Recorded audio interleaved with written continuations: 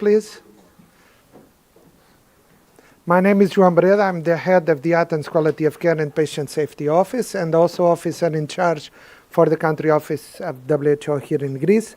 I have a great pleasure to welcome you today for this meeting on the Coalition of Partners on Health and Tourism. And I will hand over the floor to my colleague Bettina Meni for the introduction of the first speaker. Thank you. Good morning to everybody. My name is Bettina Menne and I'm coordinating together with our representatives from UN Tourism, the Coalition on Health and Tourism. And it is my great pleasure as a first speaker to introduce, and I hope I say it correctly, Dr. Adonis Georgiadis. I hope it was Minister of Health. It's our pleasure. Thank you. To welcome you. Let me wear my glasses because AIDS doesn't come alone, you know. It's a little bit unfortunate for me. I didn't really like it. So first of all, Natasha, I want to welcome you here in Athens. I'm always very happy every time we meet each other. And I want to thank you and my dear friend Hans Kluge and João Breda and all his team for the excellent cooperation we have with your team here in Athens. I can proudly say that 10 years after the first agreement we signed with WHO and the cooperation we established with WHO in order to improve public health in Greece, this cooperation proved extremely fruitful. I can say that Greece could be named as a good example of this kind of cooperation and taking from WHO the knowledge that you carry in order to implement the right policies and take the right decisions for offering to our people the public health they deserve and we have to offer them. So overall, our cooperation still stands in a very good level. I cannot participate to the General Assembly on the 30th of May. I have to be very honest, it's the pre-Euro election period and as the Vice Minister of New Demokratia Party, my schedule is extremely heavy in campaigning around the country, and this is the only reason I will not be there. But I support all WHO plans for AI, for the new technologies, for the new programs of public health, and you have the full support on Greece on all these issues beyond my absence from the plenary. Of course, my colleagues will be there and they will express Greece's opinion on all these matters. Having said that, I want to thank you for today's event and my friend João Breda and his team. And now I will start for my speech. Ladies and gentlemen, it is with great pleasure that I welcome you to Athens for the second meeting of the Coalition of Partners on Health and Tourism. This collaborative effort between the WHO Regional Office for Europe, the United Nations, World Tourism Organization and member states underscores the vital interconnection between health and tourism and the significant role this relationship plays in our global society. The COVID-19 pandemic has highlighted the profound impact that health emergencies can have on the tourism sector, as well as the critical importance of resilience and preparedness. Our discussions today will reflect on the lessons learned from the pandemic, aiming to fortify our strategies and improve our responses to future health crises. Greece, with its rich history and culture, has long been a destination for those seeking both recreation and rejuvenation. Our nation understands the value of combining health and tourism. From ancient times, where the healing temples of Asclepius attracted visitors to modern wellness retreats, Greece has been at the forefront of health tourism. The pandemic has shown us that health security and quality of care are paramount, not just for our citizens, but for visitors as well. As we look towards the future, it is essential that we integrate health considerations into tourism planning and development. This approach will not only enhance the well-being of travelers, but also strengthen our health system and economies. Our meeting aims to establish a comprehensive work plan for 24-25, focusing on key areas such as emergency preparedness, quality of care, and patient safety in the context of tourism. I would also like to welcome the forming of technical working groups to delve deeper into these issues and develop actionable outcomes that will guide our collective efforts. I would very much welcome in the future the establishment of guidance on quality of care for health tourism, and I would hope that we as member states could request WHO to further lead us on this topic, uniting forces with UN tourism. I am also very keen to see that during our discussions we can look into health promotion for the tourism workers, the need to ensure health for all the communities welcoming tourists, and also the surge capacity to provide quality care to tourists, and of course the importance of recognizing and rewarding high quality medical tourism. The collaboration between health and tourism sectors can lead to innovative solutions that benefit both industries. By fostering partnership, sharing knowledge, and investing in health infrastructure, we can create a more resilient and sustainable tourism sector.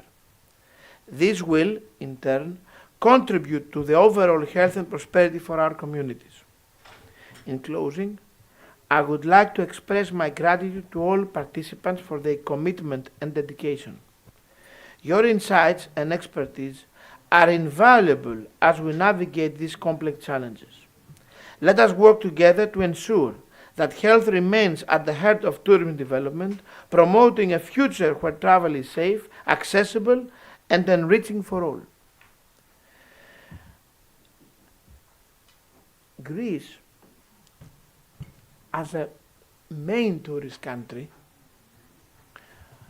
I can tell you as an ex-Minister of Development and Investments that tourist sector is of course the most critical sector for our economy.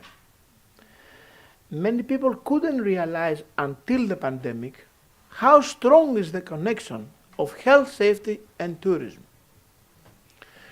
I personally had realized for the first time in my life in 2014 when a traveler had come at that point from the Kingdom of Saudi Arabia carrying MERS. And when we realized that if this was known in the community and the MERS was spreading around, our tourist season would be totally destroyed. So after the pandemic, everybody realized that health safety and tourism goes hand by hand. Nobody would pick a destination for its vacation if he doesn't feel safe for his health. If you remember, Greece managed at 2020, at the season of 2020, at the heart, at the core of the pandemic at that point, to open our tourist industry faster than any other tourist country, using high technology, AI algorithms in our airports, and trying to provide a health safety net to our clients and to the travelers. Since then, all our industry has realized how important is health safety for our tourist product.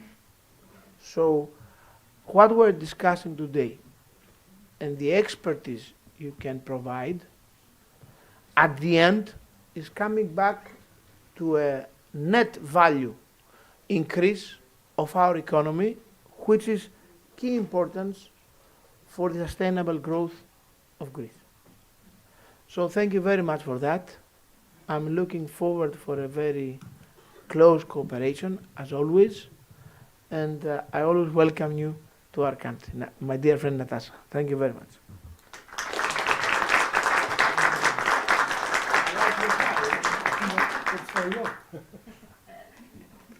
Thank you very much for that, Minister. It's always a pleasure to work with you, and we really appreciate the excellent support and the fantastic collaboration.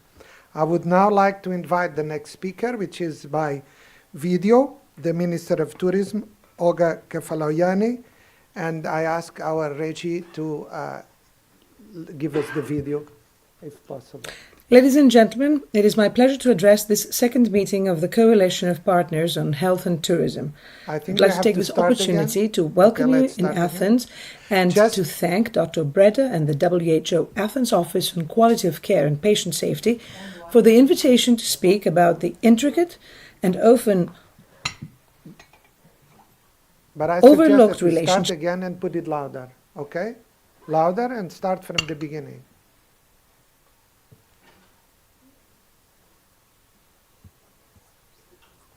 Ladies and gentlemen, it is my pleasure to address this second meeting of the Coalition of Partners on Health and Tourism. I'd like to take this opportunity to welcome you in Athens and to thank Dr. Breda and the WHO Athens Office on Quality of Care and Patient Safety for the invitation to speak about the intricate and often overlooked relationship between health and tourism, two fields that are increasingly interconnected in our modern world. The link between health and tourism is multi-layered, with implications for the lives of individuals and communities on multiple levels. At its core, tourism has the potential to promote physical and mental well-being. However, this global movement of people also brings with it an array of health challenges that both travelers and local populations must navigate. Challenges that include the strain on local health care systems, particularly during peak tourist seasons, the need of providing health care for visitors at destinations, the health risks posed to host countries, but also, increasingly, the need to ensure health in critical situations such as natural disasters and unforeseen events resulting from the effects of the climate crisis. And most notably, we must address the threat of future disease outbreaks, as the COVID-19 pandemic starkly highlighted how interconnected our world is, and how quickly health crises can spread globally, severely impacting tourism, but also be further exacerbated by this movement of people. We must therefore reassess our approach to health and tourism comprehensively.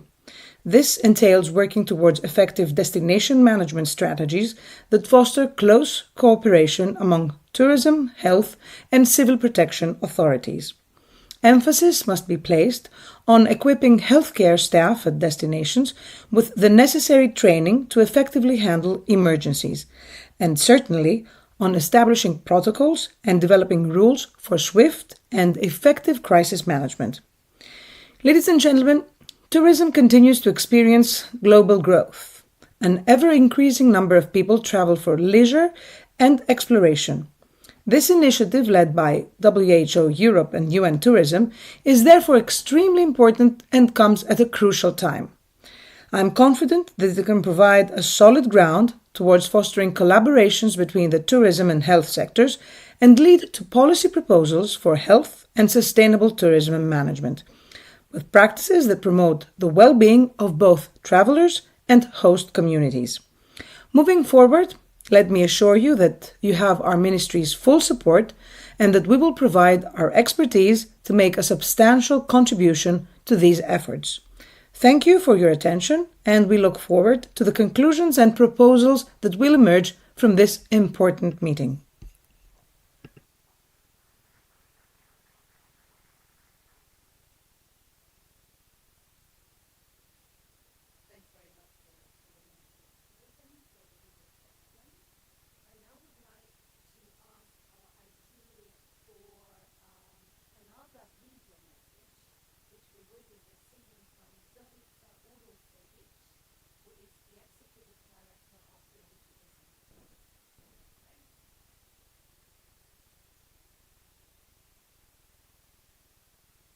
Esteemed delegates, dear friends, I'm sorry I can't join you on this occasion. Since we met online for the first meeting of the Coalition on Health and Tourism last February, we have continued to witness a steady recovery in international tourism. International tourist arrivals show a strong start of 2024, reaching 97% of pre-pandemic levels in the first quarter of 2024, according to our last World Tourism Barometer that was just published. Europe already surpassed the number of tourists of 2019 in this first quarter, consolidating the recovery of 2023. All the global level international tourism is expected to fully recover pre-pandemic levels in 2024, with initial estimates pointing to 2% growth above 2019 levels. UN Tourism has released in March this year the last tourism visa openness report on global visa policies that measures the degree to which destinations facilitate tourism and how open a country is in terms of visa facilitation for tourism process. Destinations' openness to international travel has rebounded to pre-pandemic levels following the lifting of COVID-19 related travel restrictions. As of 11th of May 2024, 157 countries have lifted all COVID-19 related travel restrictions, 49 in Europe, among them all SCI countries. In words of UN Tourism Secretary General Zoraal Pololikashvili, the latest UN tourism data underscores tourism resilience and rapid recovery with pre-pandemic numbers expected by the end of 2024. The rebound is already having a significant impact on economies, jobs, growth, and opportunities for communities everywhere. These numbers also recall the critical task of progressing sustainably and inclusion in tourism development. Yet, many challenges to build better health and a resilient and sustainable tourism sector lay ahead. This is why we are here today, delving further into the existing synergies between health and tourism. COVID-19 made clear essential relationships between health and tourism. One of the lessons learned from this crisis is the importance of coordination for international mobility, the need to build harmonized risk assessment criteria, and key measures for cross-border travel. The discussions and reflections today and tomorrow will serve to look deeper into the lessons learned and how to better prepare for future crises. UN Tourism and WHO have long-standing relationship and have kept regular contact since long time ago, which has been enhanced in the past few years with WHO Europe.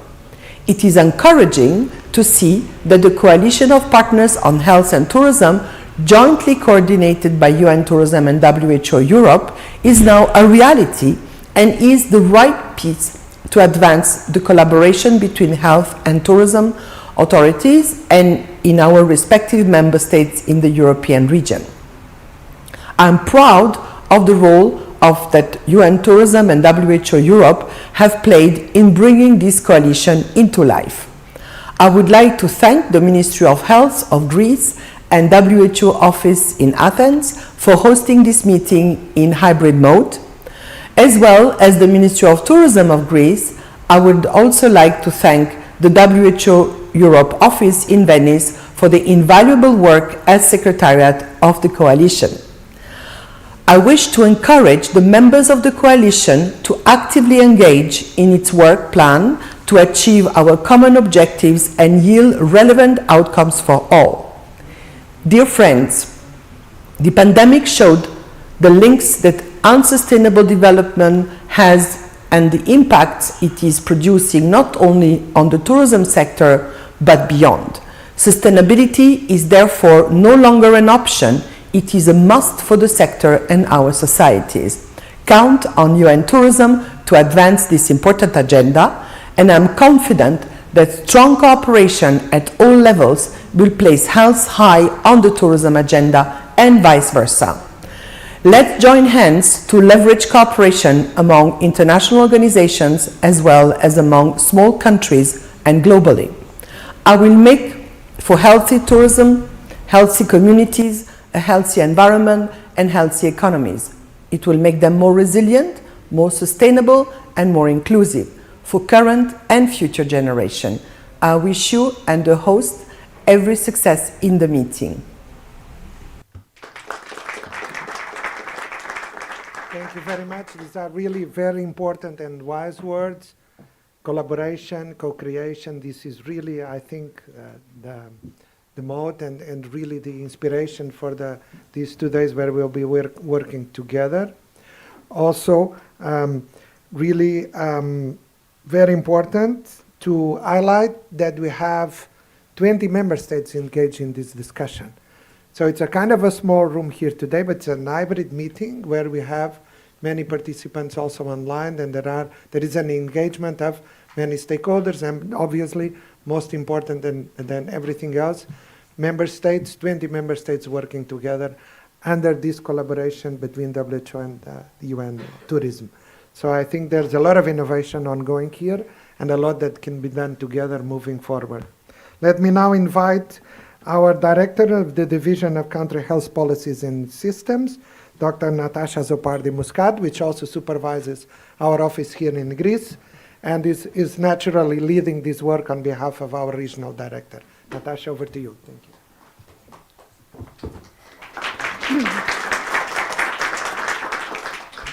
Thank you, João. Minister Georgiadis, thank you so much for taking the time in what is a very intense schedule to be with us here this morning.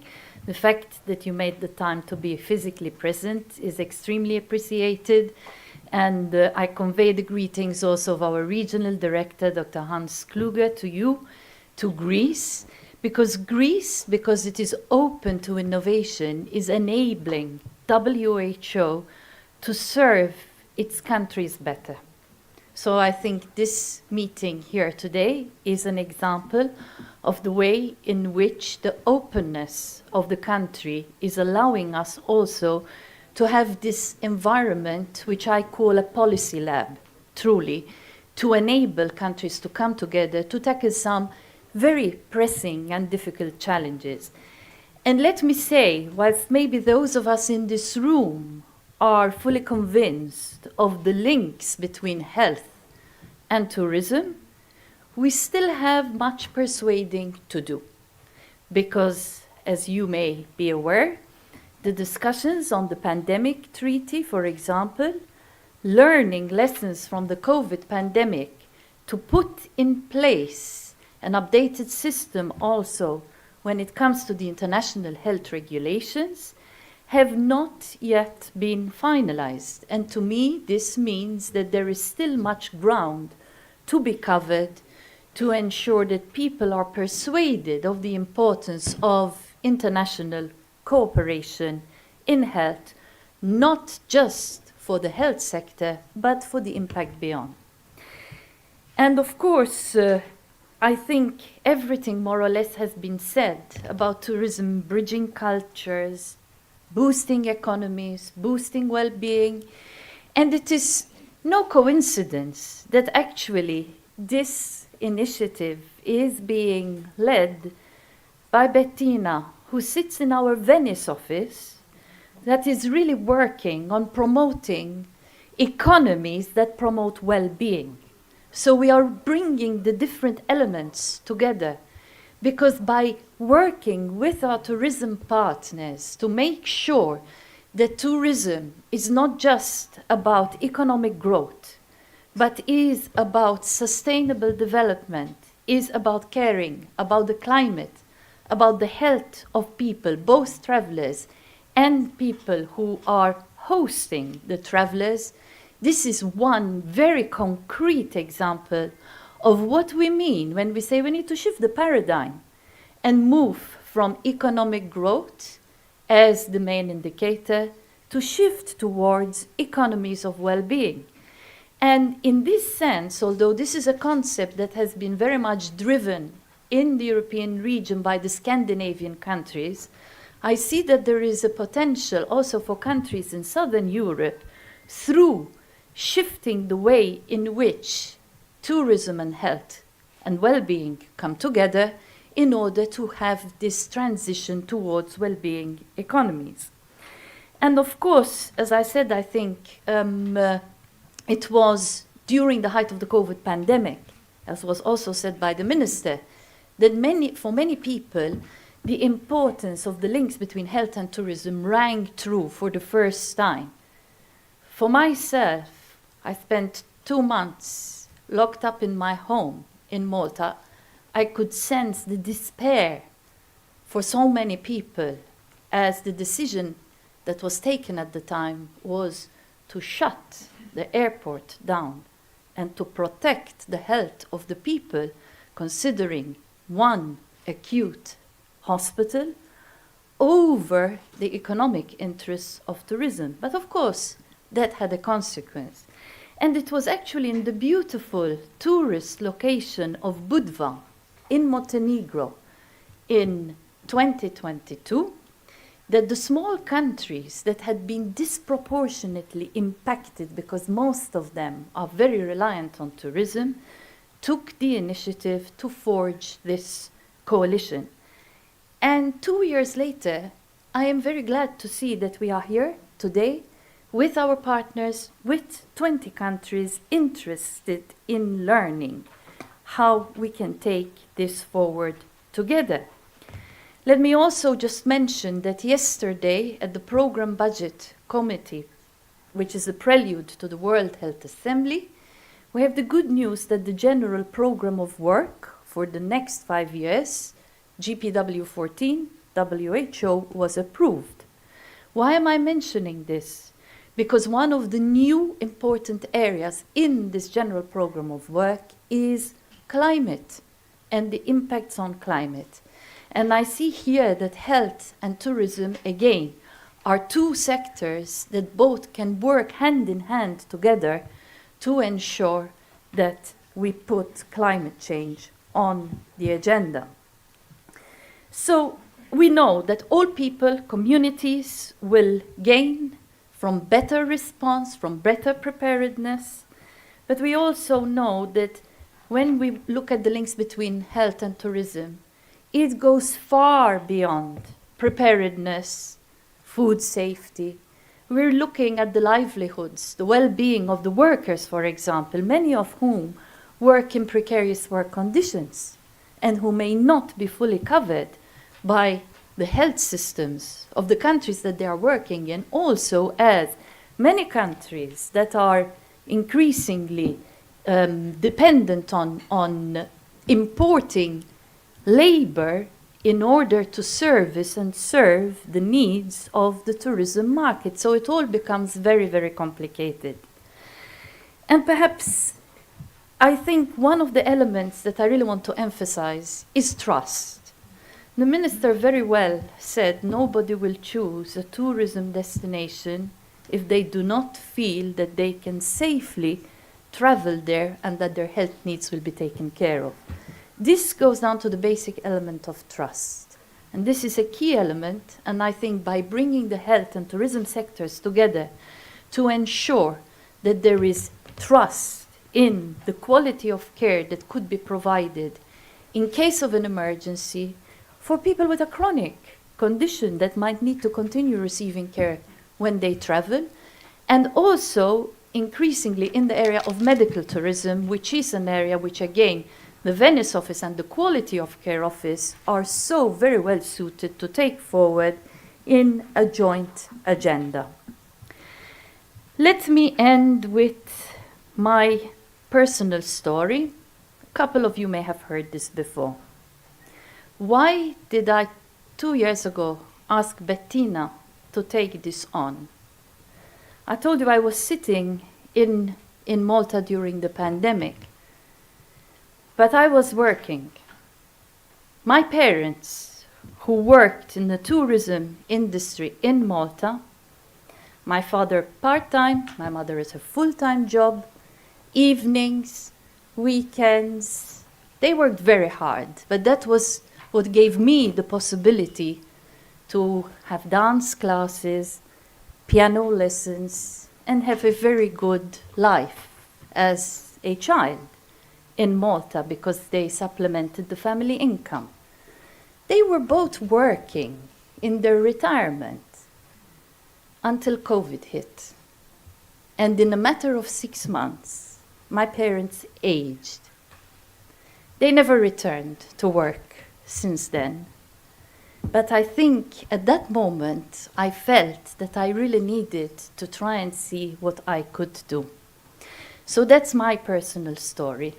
And I thank all of you who have worked very hard, who have believed in this project, and who are taking it forward. Thank you.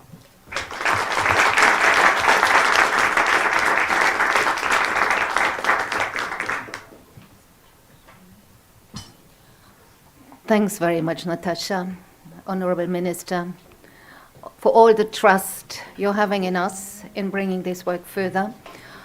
No, the group photo? Minister, can we stay? So,